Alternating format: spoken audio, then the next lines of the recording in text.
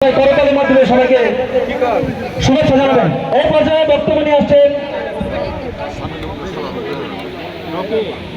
রূপগঞ্জ উপজেলা উন্নয়ন কমিটির যুগ্ম সাধারণ সম্পাদক বন্ধুগণ আরিফকে সংক্ষিপ্ত আকারে বক্তব্য রাখার জন্য সবিনয় অনুরোধ করছি।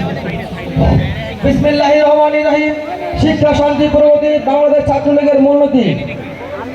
আসন্ন 21শে মে নির্বাচনকে কেন্দ্র করে আজকের উঠান বৈঠক। এই উঠান বৈঠকে একটি কথাই বলতে চাই, ইনশাল্লাহ আগামী 21 তারিখ আমাদের হাতে পাস করবে ইনশাল্লাহ। কিন্তু কথা হচ্ছে, আমরা যারা নেতাকর্মী আছি, আমাদের বাড়ির আশেপাশে যারা আছে, তাদের সবাই ভোট কেন্দ্রে আসে। এই দায়িত্ব নিজ নিজ দায়িত্ব থেকে সবাইকে আমরা ভোট কেন্দ্রে নিয়ে যাব। এই বলে আমি আমার বক্তব্য শেষ করলাম। জয় বাংলা, জয় বঙ্গবন্ধু। ধন্যবাদ আরিফকে সুন্দর বক্তব্য রাখার জন্য। এই পর্যায়ে বক্তব্য নিয়ে আসছেন রূপগঞ্জ জেলা ছাত্রলীগের যুগ্ম সাধারণ সম্পাদক রাজপথের সহযোদ্ধা বন্ধু সাদ্দাম হোসেন তপুকে বক্তব্য রাখার জন্য সবিনয় অনুরোধ করছি। সময় 2 মিনিট। বিসমিল্লাহির রহমানির রহিম। শিক্ষায় শান্তি, প্রগতি, বাংলাদেশ ছাত্রলীগের মূলনীতি। বিপ্লবী বাংলা বিপ্লবী সংগঠন বাংলাদেশ ছাত্রলীগ আজকের এই 9 নম্বর কর্তৃক আয়োজিত আজকে এই মোগরাপুর গ্রামে উঠান বৈঠক। আপনারা জানেন 21শে মে রূপগঞ্জ উপজেলা পরিষদের নির্বাচন। সেই নির্বাচনে আমাদের প্রার্থীকে আপনারা ইতিমধ্যে সবাই জানেন। রাস্তাঘাট পেয়েছি, অনেক উন্নয়ন পেয়েছি। আমরা এমন একজন ব্যক্তিকে পেয়েছি, আমরা কোনো প্রভাবশালী ক্ষমতাশালী ব্যক্তি চাই না। আমরা চাই এই রূপগঞ্জবাসীর উন্নয়ন, আমরা চাই এই 9 নং ওয়ার্ডবাসীর উন্নয়ন। আমি একটি কথা হাবিব ভাইকে বলতে চাই, আমাদের এই 9 নং ওয়ার্ডের কিছু সংখ্যক রাস্তা হয়েছে, অল্প কিছু রাস্তা রয়েছে। আপনি আল্লাহর অশেষ মেহেরবানি থাকলে আপনি যদি উপজেলা চেয়ারম্যান হন, আমি এই মোগরাপুরবাসীর পক্ষ থেকে হয়ে আমি আপনাকে অনুরোধ করবো, আমাদের যে রাস্তাঘাটগুলো আছে সেগুলো আপনি একটু করে দেবেন ইনশাল্লাহ। আমি দীর্ঘদিন অসুস্থ ছিলাম, সেটা আপনারা জানেন। গেছে নির্বাচনে, জাতীয় নির্বাচনে আমাদের এই মোগরাকুল, দক্ষিণ মোগরাকুলে হিন্দু সম্প্রদায়ের কিছু লোক আছে। যখন তাদের কাছে আসলে কেউ যায়নি এই নির্বাচনে, এখন পর্যন্ত তারা আসলে মানুষের পক্ষে আছি। আমরা আপনাদের যদি কোনো সুযোগ সুবিধা, কোনো চাওয়া পাওয়া থাকে, এটা হাবিব ভাই এর কাছে আমরা প্রস্তাব করব।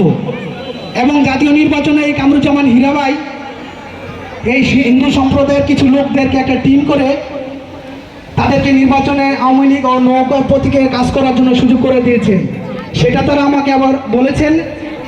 আমি হাবিব ভাইকে অনুরোধ করবো, আপনারা একটা টিম পাঠিয়ে তাদের একটু খোঁজ খবর নিলে তারা অনেক উপকৃত হবে। তারা আপনার আশীর্বাদ দোয়া চায়। আমি 9 নং ওয়ার্ডে আজকে এখানে অনেক অভিজ্ঞ আপনি উপজেলা চেয়ারম্যান হলে আমরা সবাই খুশি। এবং আমাদের একটি চাওয়া, আপনি উন্নয়নের জোয়ার বয়ে দিবেন গোলাম দস্তি গাজী সাহেবের নির্দেশে। এই আশাবাদ ব্যক্ত রেখে আগামী রূপগঞ্জে আপনি এই ধারা অব্যাহত রাখবেন, সেই আশাবাদ ব্যক্ত রেখে আমি আমার সংক্ষিপ্ত আলোচনা শেষ করলাম। জয় বাংলা, জয় বঙ্গবন্ধু, জয় হোক রূপগঞ্জ উপজেলা আওয়ামী লীগের, জয় হোক হাবিব ভাইয়ের। ধন্যবাদ সাদ্দাম হোসেন তপুকে সুন্দর বক্তব্য রাখার জন্য। আমাদের মাঝে এসে উপস্থিত হয়েছেন 9 নং ওয়ার্ড যুবলীগ করছি। ইতিমধ্যে আমাদের মাঝে বক্তব্য নিয়ে আসছেন 9 নং ওয়ার্ড যুব মহিলা লীগের সম্মানিত সভা নেত্রী জনাব জোলেখা আপাকে 2-4টি কথা বলার জন্য অনুরোধ করছি।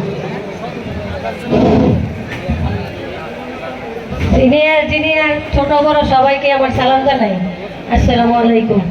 21শে মে উপজেলা নির্বাচন, হাবিব ভাই অনেক উন্নয়ন করেছে আমার গাজী স্যারের ধারায়। হাবিব ভাই পাশ করলে আমি উন্নয়ন করবো আশা করি। আমার মহিলারা নিয়ে আমরা কাজ করতেছি মাঠে। আমার মহিলা নিয়ে আমি ঘরের মহিলা, ভোটের দিন মহিলাকে ডাকিয়াই না ভোট হয়। আশা করি হাবিব ভাইয়ের জন্য আমি কাজ করতেছি, আরো কাজ করবো। ঘর থেকে মহিলাকে ডাকিয়াই না ভোট দেওয়াবো হিংসা। 21শে মে দোয়া কলম দরকার ভোট দিব। আমি মহিলাকে আইনে ভোট দেওয়াবো ইনশাল্লাহ। হাবিব ভাই পাস করবো আমাদের মোগরাকুল কেন্দ্রে আশা করি। জয় বাংলা, জয় বঙ্গবন্ধু। ধন্যবাদ জুলেখাকে সুন্দর বক্তব্য রাখার জন্য। উপজেলার চেয়ারম্যান হিসাবে এমন একজন ব্যক্তি পেয়েছি, বিগত 8-9 মাস বা 1 বছর আগে বড় একটা এই